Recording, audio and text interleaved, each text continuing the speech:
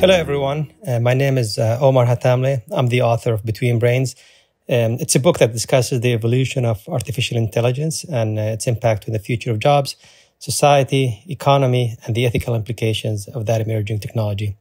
I'm very excited to be part of your event today and join Schneider Electric Innovation Day.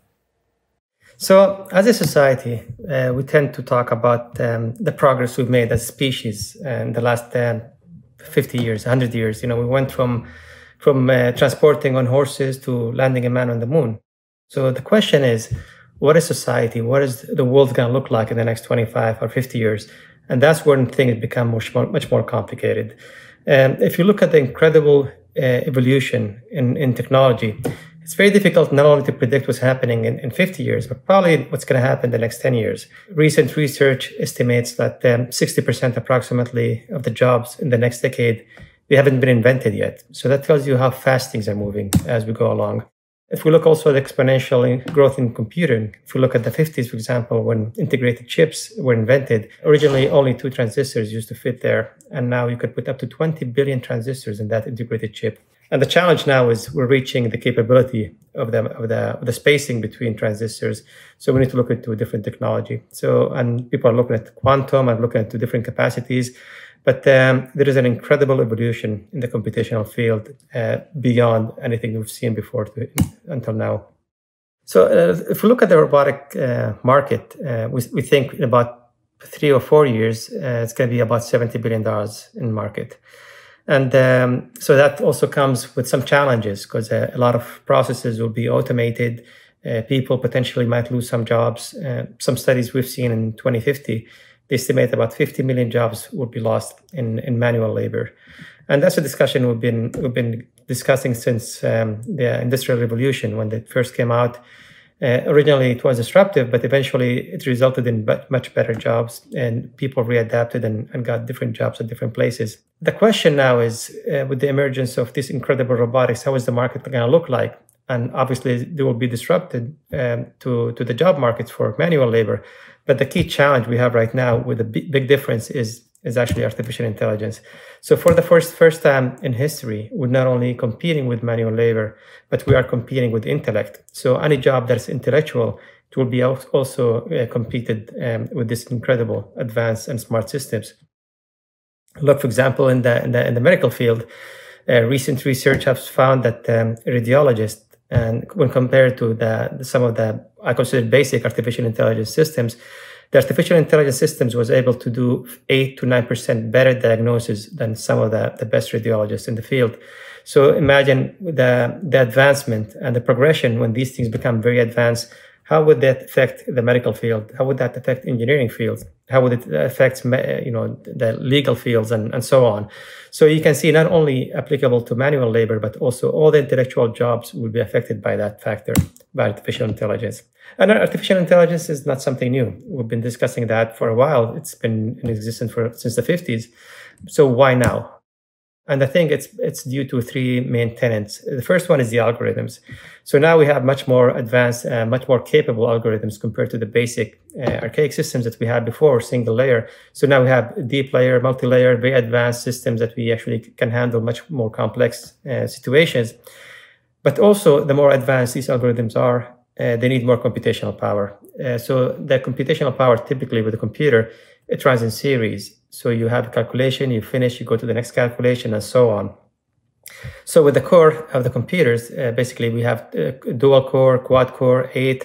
So basically it enables you to do multiple ones at the same time. But the gaming industry came up with the GPUs, which enables you to have thousands, 4,000 to 5,000 calculations done simultaneously at the same time. So that by itself was able to transform the computational systems and advance the field of artificial intelligence, which requires heavy computational power when we have advanced algorithms. And then obviously the emergence of data. So now we have amazing, vast amount of data that actually we can leverage on. So artificial intelligence without data cannot do anything. It uses the data to be able to learn, adapt, and being able to create what we know as artificial intelligence. So all these 3 systems, algorithms, computing, advanced computing, and big data were the key tenets of what created the modern artificial intelligence. And by the way, we're still in the early stages of artificial intelligence. we're going to reach general artificial intelligence in a few years, and then we're still probably a couple of decades away from super artificial intelligence, which is by itself, it's a different field. So we have a lot of emerging technologies. We have autonomy, we have fintech, 3D, drones. So all these are new emerging technologies that all of us are dealing with. But what happens when you start combining some of these emerging technologies to create new products? And that's when we're talking about a company, for example, called Telexistent. That's a company that combined a lot of these emerging systems into one. So they used artificial intelligence, advanced virtual reality, Internet of Things, 5G, and robotics to be able to create an avatar for people. So you can actually control a robot and feel what the robot is feeling with advanced sensors. So in a different country, in a different continent even. So imagine the implications on medicine, on tourism, on business. So by combining them, you can create new waves of capability beyond what we've had so far to date. The interesting thing about these advanced systems is also the collective learning capabilities and aspects of it. So us as humans, when I read something or when I learn something, it's only me that's learning, right? But when you're dealing with these advanced systems, it's a collective learning. So if we have 1,000 cars driving on the street right now, 1,000 driverless cars, whatever one car learns, all of them will learn the same thing. So that also there's an exponential curve of learning from these smart artificial intelligence systems that's beyond anything we've seen actually to date. So let's start transforming and comparing the population to that advanced technologies that we're having. So what's interesting is from the beginning of human evolution until almost the year 1800, about the population of the Earth was less than 1 billion. And in the span of 200 years, we went from less than 1 billion to about 7.5 billion.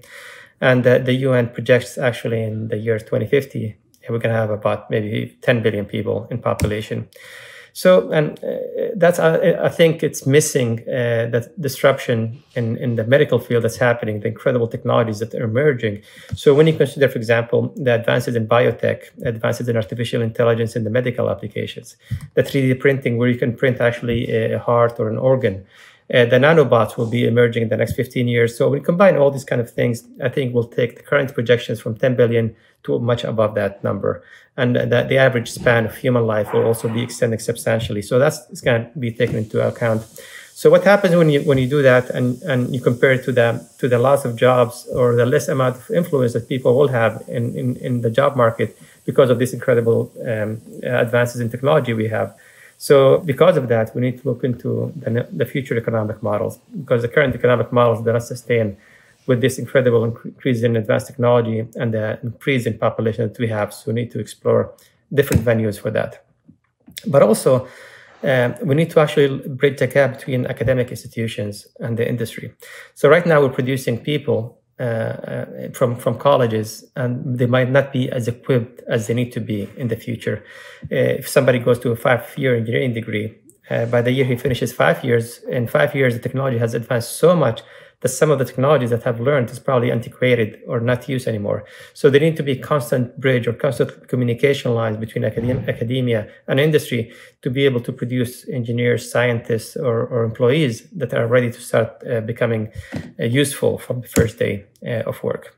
And also, an interesting thing is lines are becoming blurry between industry. Before, technology that was invented for the manufacturing industry, for the car manufacturer, or for the medical field, it used to be applicable typically for that specific field, but now that lines are blurring. So a technology that's being used or invented in one field could actually have vast implications and applicability across all the fields in the industry.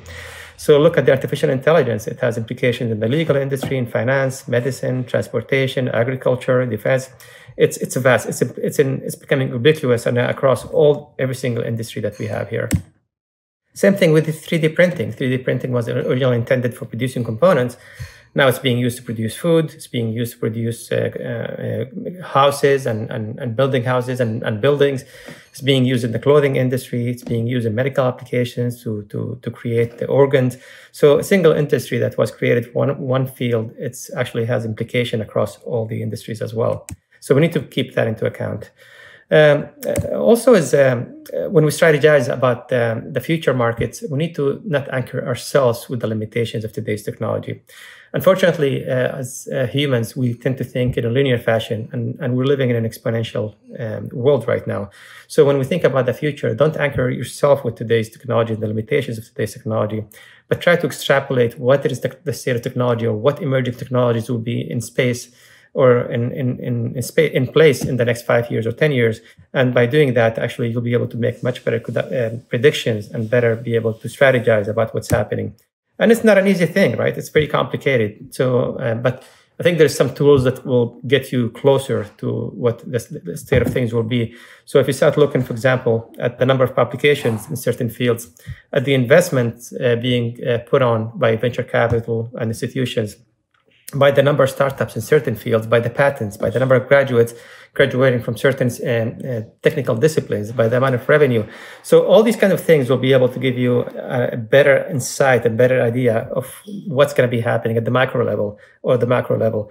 And by doing that, actually, it will give you different insight into where the next emerging technologies will be. But also, it's important that you immerse yourself with what's happening in the startup world and the incubators, because these entities typically are familiar with what's happening at the small scale. So sometimes it could be corporations working and spending millions of dollars in solving a problem, when that problem specifically could already be existing somewhere else in a startup. So if you know what's happening in these fields, you can align and just get something or a product or technology that might be able to solve a problem that you've been dealing with and struggling for a long time. So by doing that, if you start connecting the dots and you become a good strategist, it will completely put you in a position to be able to lead the competition. So not be reactive, but be proactive. You always have to be proactive in today's environment. If you are reactive, you're going to be left behind and going to be irrelevant in today's environment and how we're advancing in technology. So when it comes to implementing these emerging technologies, it needs to be done in an incremental approach. You can, for example, start a small unit and start vetting these technologies. And technology is going to be different in the way it's applied from one organization to another. You cannot just get a technology and adapt it fast scale. You have to take a technology, maybe adapt it, change it, and modify it to fit your business line. And then the more success you're having, the better it's reacting. You start implementing it at the wider scale across your organization. Diversity is really an essential thing. We tend to do group think across all the organizations. When you have 20 engineers trying to solve a problem, they tend to think in the same context. When you have 20 business people, 20 lawyers. So the more diverse your group is, I think you'll be able to get away from the groupthink mentality and be able to approach things in a different way. Just to give you an example, there is a advanced electric bike company in the Netherlands. And about 70 to 80% of the bikes were being returned because they were being damaged during transportation. So all the engineers got together and started thinking, okay, how can we make the material stronger and more class better on transportation and more capable? And then a person came and he had no technical discipline or background.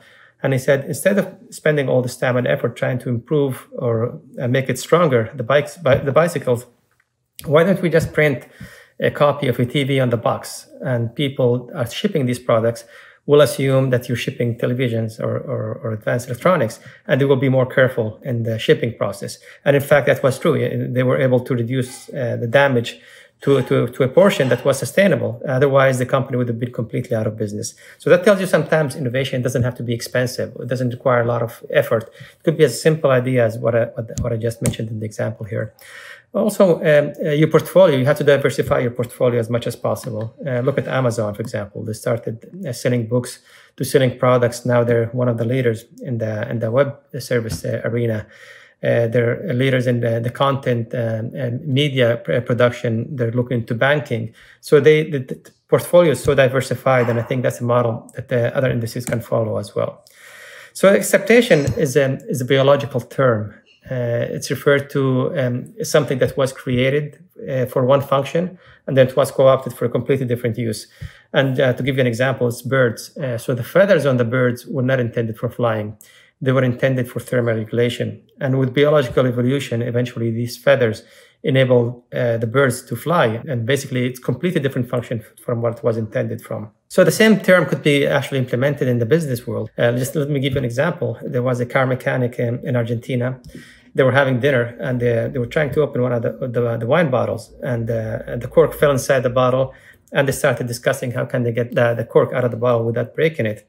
So this car mechanic came up with a brilliant idea. He put a plastic bag, he inflated it, and was able to get the cork out of the bottle and successfully without damaging the bottle itself.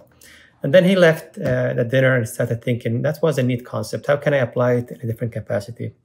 So he started talking to a friend of his who was a gynecologist, and they eventually came up with a brilliant device that was actually credited with being able to help with the birth of newborn in developing countries where they don't have access to medical advances. So imagine a small idea that was intended for getting a cork out of the bottle. It was accepted and modified and into a medical field, and was credited with saving thousands of people's lives when in the delivery process when they didn't have advanced access to medical systems. So innovation is actually two fields. There is revolutionary innovation and there is evolutionary innovation. So revolutionary is what happens in the smartphones. We jumped ahead from the conventional cell phones that you used to have, to these incredible advances with the smartphone that we have right now. And then evolutionary is when we have iPhone 4, 5, and 6. So it's small increments in innovation. The problem is revolutionary innovation, it's almost 96 or 97% end up failing. It takes a lot of money to be able to invest into these areas. So why do companies keep investing into these fields? And to give you an example is Apple. So Apple is a computer company, but if you look at the distribution of the revenues right now, less than 9% come from selling computers, and about 60-something% come from selling smartphones. So if they didn't invest in the smartphone arena and this revolutionary innovation that cost them a lot of money, then Apple would have been in a completely different place right now. Also, when you come up with a new product or a new business line, I think you need to validate the key business assumptions as early as possible. I think an entity or a company that did that very brilliantly is Zappos.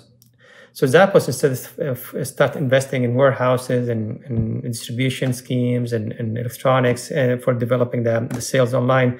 So they said, let's buy a whole bunch of shoes from a store. Let's develop a very basic website and buy some advertisements with maybe some keywords and vet the key business assumption, which was, are people going to buy shoes online or not? And they did that. And in fact, actually, people were buying shoes. So after they vetted and validated the key business assumption early on, then it was safer for them to engage and spend more money and develop a robust capability that eventually was very successful in the field that they were in. Nowadays, it's not an option to be able to take risks. So you have to take risk, you have to transform, you have to modify. Otherwise, you'll be completely marginalized. I mean, technology is evolving at such a rapid pace and rapid field. It's either you take measured risk, you modify your business models, you modify your what you're doing, or you'll be completely out of the business. You know, it's no longer a reactive mode. You have to be a proactive to be able to lead the competition and to have to take risk in order to remain in the competition anyway. Other things also is when you talk about organizations, we find executives, they say that we need to embrace innovation. We need to come up with innovation concepts and methods. And it tends to fail in the middle management, because when employees come in and suggest new concepts, new ideas, new ways of doing business, so the middle management typically is afraid that if they take this risk or implement these innovations and they fail, then it's going to be reflected negatively on them. So a way to tackle that is for executives actually to enforce that by putting that in the performance evaluation, but also make sure that if it failed, that they have their back. So it's not going to be reflected negatively on them if they achieve or they embark in something innovative and end up not succeeding. And you always have to push the boundaries. If you're playing within the boundaries, you're never going to create new capacity. You're never going to create new environments. And the problem is the closer you get to the boundaries, the more challenges and the more difficulties you get. So you need to learn and create a balance where you're always pushing the boundaries in what you're trying to do to create new value and new products. And people refer to always, you cannot, failure is not an option. You cannot fail. In fact, actually failure is okay. It's not a problem. Actually, a lot of times we learn so many things from failures. It's just a matter of fact that you have to do it fast, fail fast, and learn from it. Don't fail in the same mistake. Don't keep repeating the same mistake, and the value will be very valuable. And even in concept of evolution, at the monarch butterflies, at the larva stage, there was a genetic error and mutation that enabled the larva to be able to eat poisonous weed, and because of that, then the butterflies became poisonous. And so the predator weren't able to eat them because they were poisonous. So a small mistake in genetic and mutation was able to save the whole species. So just basically, mistakes and error and failures are not necessarily a bad thing. It could be something that we'll learn. It makes us more robust and enable us to do things in a better way, in better capacity as well. The thing now is also there's huge advantages by working across industries. So by working across industry, you can work with different industries in your field. By industries outside of the field, you can work with academia, with governments, and create a network of concept that and concept of capabilities will be substantially beyond that anything you've had to date. So you can people see how people think differently, how they react to failures, how they create new products. And maybe there's a common synergistic problem that affects everybody. So you can join resources and efforts and being able to solve it in a much efficient way, cheaper and a faster time. So there is huge values from working collectively across different industries. There is a vast amount of benefits from that. So when astronauts go into space, they look at Earth and they don't see just a single planet, just different boundaries of different countries. They see the whole planet as a whole. And that concept could be applied specifically to strategists. So if you want to do a strategy and see how the industry is behaving, how the industry is evolving, you need to pull yourself up and look at the global level and see how geopolitics is affecting it, how technology is emerging, how the business models is changing, and being able to look at things from a different perspective and globally. So if you approach the problem from a global perspective, I think it will give you much better advantages compared to just being immersed in your industry and looking at it from that way. So many different industries and institutions are creating incredible products. And imagine if we start building bridges. Imagine if we start using our collective intellect to solve some of these challenges and these emerging problems that are affecting all of us across different industries, government and academia. I think the limitations will be endless. Thank you very much.